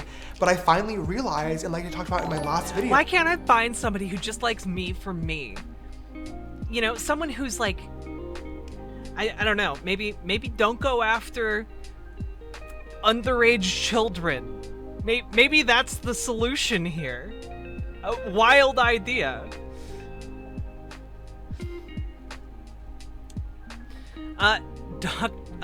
Durzo Aaron, thank you for the follow. Yeah, why can't I find a kid who will just shut up and text me? Like, goodness. Angie Alimony, we are indeed, because homie over here came out with a new video today saying that he's done his time by taking a 3-month-long vacation. I was allowing myself to be so easily accessible to literally anybody who wanted to give me attention and have a conversation for 5 minutes, because I was so delusional in thinking that the conversation can't hurt, maybe it'll actually lead to me finding, you know, the one. When in reality, of course, statistically, that does make sense if you talk to more people. Also, keep in mind, this isn't like, this isn't just like some, like, young guy, you know, just naively going into, like, TikTok or whatever. James Charles has 25 million subscribers on YouTube. He's fucking wealthy as fuck. He has literal media managers who could tell him and manage his social media and be like, yo, don't be messaging children. What are you doing? What are you doing? People, I guess Hey, increases Melody. your chances of being able to find a potential partner, but at the same time, I wasn't realizing that that also increases my chances of finding somebody not great that doesn't want to talk to me for the right reasons and that might lie or take advantage of me. And that is nobody's fault other than my own. That being Why did those children take advantage of me, a grown adult? said, though, there is a second pattern that's happening here that I really do feel like a lot of people aren't seeing, and I feel as though it's important for me to point out. And that pattern is that if you make a video about me, your experience dating or talking to me, whatever it may be, whether it's completely real or completely fake, it will go viral on social media. Now, I am not saying that to boost my own ego and beat my chest and act like I am so important and so famous. It really is just the reality of the situation.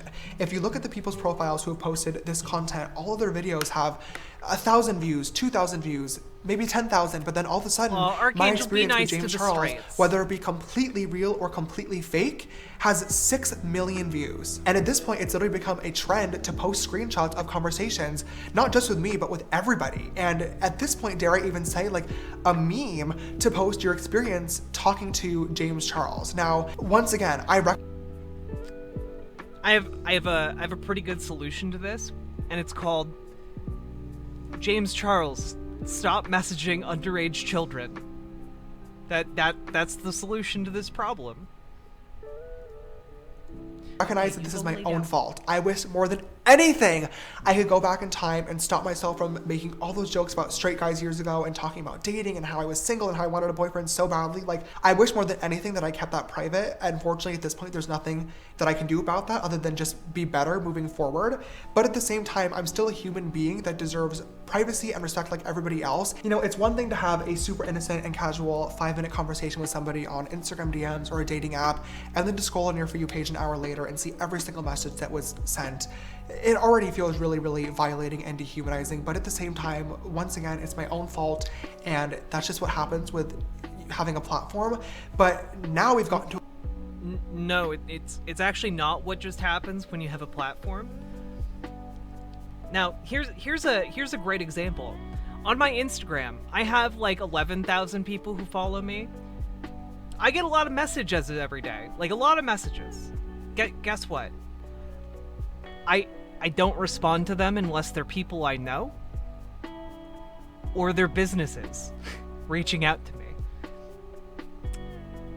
I don't respond to randos or children.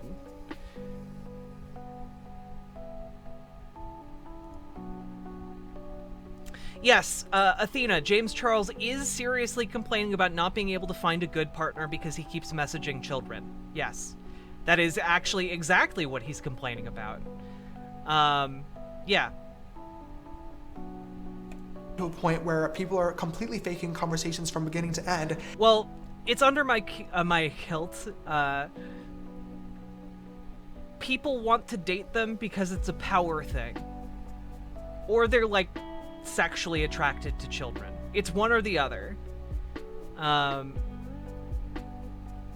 Like, it's because you can manipulate children more easily, or because you can, you're just, like, attracted to them, and you can get away with it. Also, to master Duck Slime's normies, like, I do think part of it is that he's attractive, but on the other hand, I think it's because he's wealthy and powerful. He has a lot of influence. That's literally the title of his job, is influencer, right? So, like, that gives you a lot of protection. Someone who has been repeatedly accused by, like, 15 to 20 underage children of sexual misconduct towards them should probably be being put on in like some kind of jail, should probably be getting charged with something. But he's extremely rich, extremely able to pay off people who might want to bring charges, and that protects him.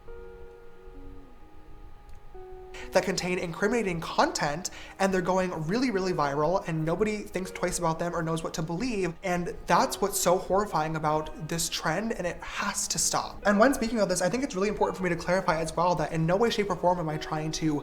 Also, guys, stop piling up on somebody and, like, talking about their sexuality when you don't know them, please. Validate victims or victim blame or victimize myself either. When I posted my last video, I recognized that although I was not guilty of what I was being accused of, I was not innocent in general and did need to make a lot of changes and apologize moving forward. So I'm not trying to invalidate any of those people, but at the same time, you can't be a victim of something that did not happen. And with all these people making completely fake conversations and screenshots and posting videos of a 5-minute conversation just to get attention and clout and likes and go viral on social media to add to this crazy narrative, all it does is discredit and disrespect the people that were actually affected in the first place, and it waters down the severity of the issue and the situation going on, but it also discourages people from being able to come forward in the future, because when it's so easy to Photoshop and edit these conversations from beginning to end, nobody's gonna know what to believe, and that is a really, really dangerous situation. The last thing that I kind of want to talk about is that I know when I upload this video, there's going to be a lot of people that say, okay, cool, James, you said this before, so where's your receipts and your screenshots to back it up? And that's totally valid, but I'm going to let you guys know right now that I am not going to be including any in today's video. And I could sit here and say, it is really weird. I'm just gonna call you Aaron or Soren, if that's okay, Dr. Soren. It is weird being like, I didn't do anything, but also I have a lot to apologize for. say that is because I'm trying to be the bigger person and grow and not get involved in tea or drama anymore, and that would be true, but the real reason why I'm not including screenshots in today's video is because I don't have them. I know that I kind of became like known for that after No More Lies, but that was such a different situation where I had months and months worth of texts and DMs that I could super easily pull together a timeline and prove my innocence, whereas in these situations, for the ones that were real at least, these interactions lasted for 5 minutes, an hour, a few days at maximum, and I just wasn't sitting there taking photos of everything that was being said. You know, I'm sorry, but like, justifying you sexually interacting with children by saying it was only 5 minutes is not a good look. I do have some receipts that I definitely think would help, but I'm also going to be honest and say that there's several situations that I don't have any sort of receipts for, especially not the conversations that were completely fake, and I really don't want to leave anything on the table. You know, no matter what sort of receipts or screenshots or proof that I include or share online, there's always going to be a group of people that refuse to believe it because the narrative and the drama and the tea is simply more fun and more entertaining. And that really, really sucks. But, you know, I know the person that I am, I know what I've done, I know what I have not done, and I know what I need to work on. And all I can hope is that there will always be people out there who are willing to let other human beings learn and grow from their mistakes. And I just really look forward to hopefully showing that in the future. You know, speaking of learning and growing, the last thing that I just want to briefly discuss before we move on to a more lighthearted subject is I would love to just take a few minutes of your guys' time and talk a little. His eyebrows are bothering me a lot. Just saying. Bit about the progress that I made and the conclusions that I have come to over the past couple of months, because I promised that I would do that in my last video, and I feel like I owe it to you guys. Whenever anybody apologizes, personally, I always think it's really important to not only apologize, but also to be able to explain that you understand how what you did was wrong and why it affected somebody and how you're not going to do it again in the future. So when I uploaded my last video, I talked a lot about how I was desperate and coming to terms with that. And looking back now, that was not the right word to use. It became quite a meme and a trend online, and I totally understand why. That was not supposed to be an excuse for anything that happened at all. I was simply trying to explain to you guys that I finally understood why I kept getting into this position over and over and over again, and how it was my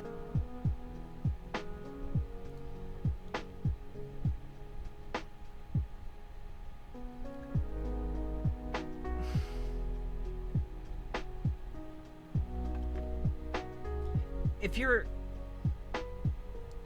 you're repeatedly getting into a situation where you're sexting with an underage child,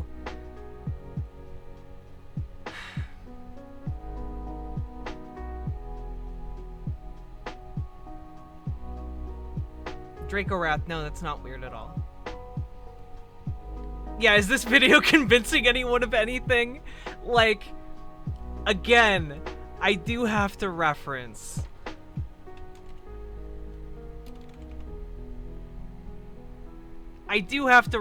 this again. I didn't realize it was even a conversation. I always assumed we would be heavily involved. This is bad. We gotta definitely write a song about how we do not diddle kids. Do not diddle kids, it's no good diddling kids. There is no quicker way for people to think that you are diddling kids than by writing a song about it. You gotta write a song that says, ooh, I wouldn't do it with anybody younger than my daughter. No, little kids gotta be big, older than my wife, younger than my daughter, something like that. Don't write a song about that. No, I'm cloudy, I got a headache. This is I honestly didn't think that that James Charles could do worse than the original apology video that he did that was so bad that he took down. This is literally worse. This is somehow worse. What was that about? The context for that clip, Dithron, is there's an episode of It's Always Sunny in Philadelphia where Frank throws a beauty pageant with the idea of being able to bang hot women. Frank being like the guy with the broken nose. And what ends up happening is a bunch of it winds up being like a little kid beauty pageant with like little girls, and he like gets worried that people will think that he's diddling the kids.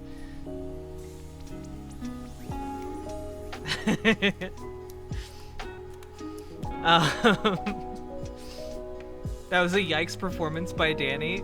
Well, yeah, it was supposed to be.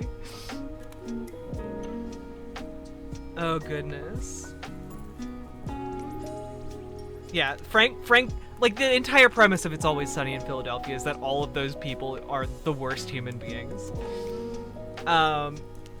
But, yeah, no, I mean, this is just James Charles in a nutshell here. Like, why do I keep ending up in this position? Well, I said I was desperate, even though, like, I'm a fabulously wealthy individual who's, like, really attractive and could get literally any person I wanted.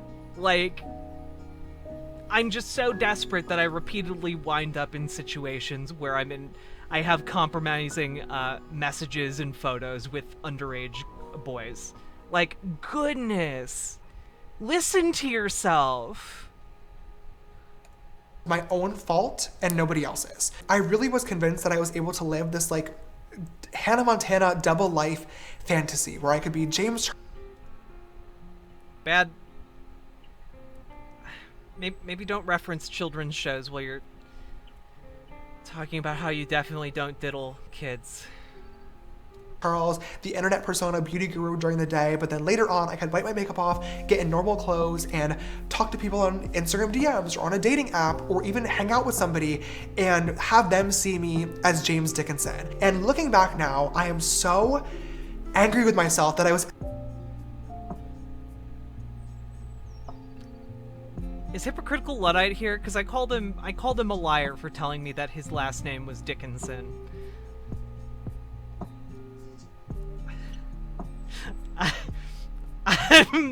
I'm so sorry. Oh no. Oh no. It is funny, but it's also the worst thing. Ever this delusional to think that it was possible. It's a lovely thought and a lovely idea, but the reality is they're the same person. You know, Athena, gotta be honest, I've struggled with a lot of things in my life. I've never struggled with not talking to children in sexually explicit ways. Not a problem I have. Weirdly enough, it's not like I walk down the street and slip on a banana peel and accidentally sext a child. Like, that's just not something that happens. And until I gave somebody the opportunity and the time to get to know me and my heart and my soul, they were always going to see me as James Charles, because that's what I put out there on my platform to millions and millions of people, and I just wasn't understanding this, but now I finally do. In my last video, I mentioned that moving forward, I was gonna be asking every single person that I spoke to for IDs to make sure that this never ever happened again. And that's already something that I've been doing and has been working great. But it's now clear to me more than ever that I need to be doing so much more to protect myself and my brand and my privacy and safety, most importantly, as well. And these are all things that I've learned from making mistakes. Everything that I've learned about dating in terms of protecting myself and red flags to look out for has been through experiencing something and not wanting that to happen again. I got called out for flirting with straight guys, so I stopped allowing myself to be a science experiment. I've been on dates before where guys have tried to take pictures of me on the DL, so it's now gotten to a point where a lot of times when somebody comes over, I'll ask them to leave their phone at the front door. I've even been in situations where I had a guy over and I asked him to leave because he made me uncomfortable and he hit me, which was horrifying, but I learned from that and I now never have anybody over without my roommates being home. God forbid anything happens. Now, I'm not bringing any of that up to ask for sympathy or act like... None of this has anything to do with what you're accused of, which is, namely, like, sexting children. None of this has anything to do with sexting children. This all just has things to do with, like, you talking about seducing straight guys. Woe is me. Once again, I recognize that these type of things can happen when you have a platform. Look, Athena, I have no idea how this guy has roommates when he has 25 million subscribers on YouTube. I have to, like, here, how much money does a YouTuber make with 1 million subscribers? Okay, so if you have 1 million subscribers, that will typically make around $60,000 a year. So what's 60,000 times 25? Like, 60,000 times 25 equals, yeah, that's a lot. That's a lot of money. Why are you living with roommates with 1.5 million per year? And that's like a conservative estimate, I would argue. Like, someone with 25 million subscribers probably makes a lot more money than this. Just on, like, branded deals, like, content. Like, he had a deal with YouTube at one point where he was, like, a star of a reality show. Like, up to me to protect myself and make sure that I am not allowing myself to True, be so some people easily don't like living accessible alone. That's true. to let those people in the first place. That's a good point. But I'm simply bringing it up to say that it's really complicated. His and net these worth are is all around things that I've 22 learned million. over time, Okay. and I'm still learning and will forever be learning to be the best version of myself or the best potential boyfriend in the future. Speaking of the future, I really don't know what that is going to look like. Like I mentioned, I am going to be so much more careful moving forward with every single person that I talk to or interact with, but that doesn't mean that I still don't want to find my right person just like everybody else. I just don't exactly know how to go about that yet, but I'm gonna figure it out as I go.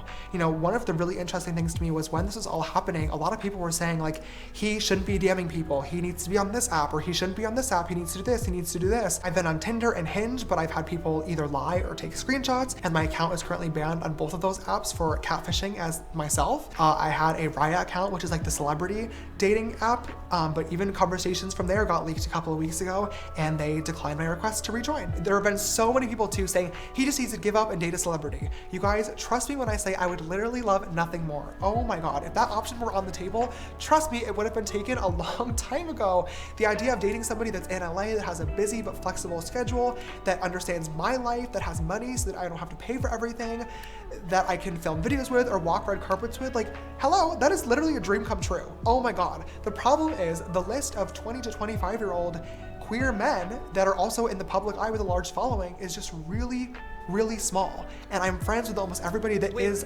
Why do they have to be rich and in the public eye? Why? Just like date. Yeah, they declined your request because you have a reputation for diddling kids. Like, almost none of this is actually about like the allegations themselves. Like, yeah, just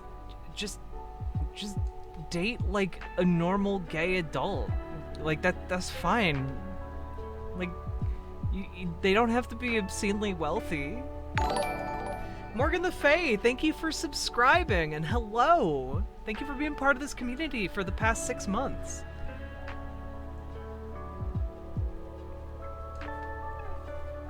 Look, I bet that there are a lot of like straight dudes who realized they were bi because of James Charles, okay? On that list. So it's really just not an option.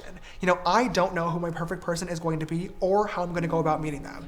I do. Oh no, I have too much money and influence, and too many people know who I am, so I can't date. But yeah, no, you can just like be single for a while. You could just like not fuck people for a while. Like that's fine. I do know that I'm going to be way more careful and way more patient moving forward, but I still want to be able to talk to new people, meet new people, and have experiences just like every human being does, and find love like every human being deserves. And of course, when that happens one day, I would love, love, love to share that with you guys, but until that happens, unfortunately, no matter how careful I am, I'm most likely still going to run into people that will always value likes or making a video over somebody's privacy and feelings, and that sucks. All I can do is just learn from that situation and figure out how to better protect myself and be more careful moving forward, and that I promise is exactly what I'm going to be doing. I know that this has been a really, really long conversation and portion of the video, so if you made it all the way through to this point, I just want to say thank you for listening and hearing everything that I had to say. It really does mean a lot. Like I said, it would be really stupid to try to come back to social media and pretend like nothing ever happened, so as embarrassing as this was, I really felt as though it was important and I owed it to you guys to just sit down and have a conversation about everything. I hope I was able to answer some questions, clear up some stuff. You didn't even talk about what the specific allegations were regarding, like, children.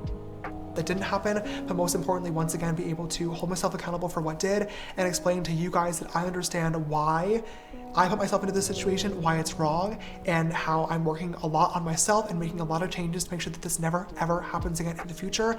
And I really, really hope to be able to show that to you guys if you choose to stick around for that journey. All that being said, this bake has been sitting on my face for literally 30 minutes now. I'm pretty sure the powder has melted into my skin, which is disgusting. So I'm going to wipe it away. We can get started on an eyeshadow look and hopefully have a much more fun end to this video. All right, you guys, so I'm really excited for today's makeup look. I have a super cute idea for like a pride themed moment that I want to do. But before that, I do want to give credit to some inspiration of this look, and that is to the Ballerina Bride MUA on Instagram. This is the look that she created. I really love how she used a lot of chunky glitter and 3D butterflies. So I want to do this. Can we be done? I'm genuinely shocked that the end of this video is just like lol, we're doing more makeup stuff. Maybe not the brightest idea since everybody was a little bit tipsy. There were definitely some falls and some bruises and some scrapes, but it was still a lot of fun. We played a kickball, but instead of like running around the bases, we did slip and slides. We were like slipping all around in the water, which was absolutely insane. And on the last day, filtered and cured. So stupid, but butterflies are the symbol of rebirth and new beginnings. I really do feel like this has been the most important time of my entire life for self-growth, reflection, and I really feel like this video today is the symbol of a new beginning and hopefully a really, really beautiful one. All right, you guys, I finally just popped on some mascara and a lash, and I think that completes one eye of this beautiful butterfly pride look. I am loving, loving, loving how this is turning out so far, but I've been talking your ear off. I know this has been going on for a really long time now, so I'm gonna go ahead and do the other eye off camera, and I'll be right back to finish off the rest of the look. Okay, you guys, we are finally back with the other eye all complete. I know it's only been 1 second for you, but for me, I've been... Just to say, I think it actually looked better with one eye done rather than two. Also, this is like just the weirdest thing I've ever seen in my life. Sitting here, literally coloring in butterflies for the past hour. I am so exhausted, but I'm so happy with how this look is turning out so far. Just gonna add a little bit of glow on top of what we already have going on. Oh, it's so... That is this Pride butterfly makeup look. Normally at the end of my videos, I do the whole, if you enjoyed it, give it a thumbs up, comment down below spiel, but I really don't feel like that's the right thing to do for this video. You know, obviously we had some fun things to talk about, but majority of this video was a really, really important conversation that I felt like I owed to you guys and needed to have, and I really hope that you chose to listen to it all the way through. Honestly, thank you so much for watching. Honestly, A Melody, that's a really good point. He said this was inspired by Pride, and I have no idea.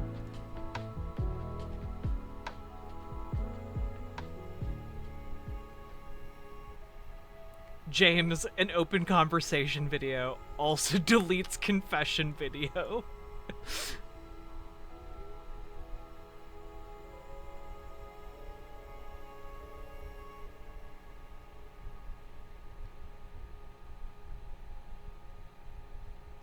He keeps talking about his last video, but we can't even look at it. Yeah.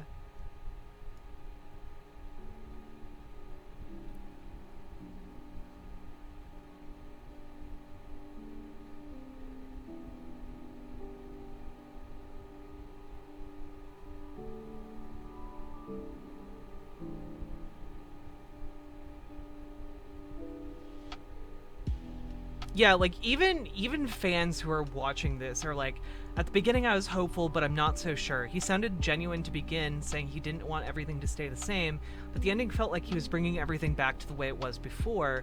I don't watch YouTube so much these days. I don't think it would bother me too much to continue not watching it.